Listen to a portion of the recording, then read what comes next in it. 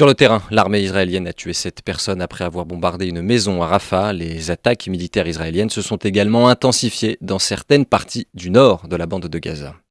Selon le programme des Nations Unies pour le développement, la reconstruction de l'enclave devrait coûter entre 30 et 40 milliards de dollars, un chiffre qui démontre l'étendue des dégâts infligés à l'enclave palestinienne. Les civils, eux, sont toujours bloqués. La plupart se retrouvent entassés dans des camps de fortune au sud, à Rafah.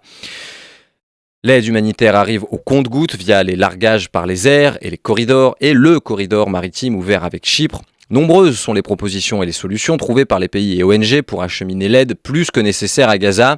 Mais Guillemette Thomas, coordinatrice médicale à MSF à Jérusalem, rappelle que rien ne serait plus efficace que l'ouverture ou la réouverture pure et simple des corridors terrestres. Le couloir maritime, encore une fois, il faut bien se rappeler que c'est un petit peu comme qui est envoyé par les airs. Ça représente finalement une quantité assez minime d'approvisionnement. La voie d'approvisionnement privilégiée et celle pour laquelle tous les humanitaires et MSF on demande un accès majeur, c'est la voie terrestre. Parce qu'aujourd'hui, il y a encore des centaines de camions qui attendent au point de passage de Rafah. Et ces camions sont pleins de ce qu'il faut pour Gaza, de la nourriture, du matériel médical. Donc aujourd'hui, il y a beaucoup de communication et beaucoup de diversions qui sont faites par ces points de passage alternatif.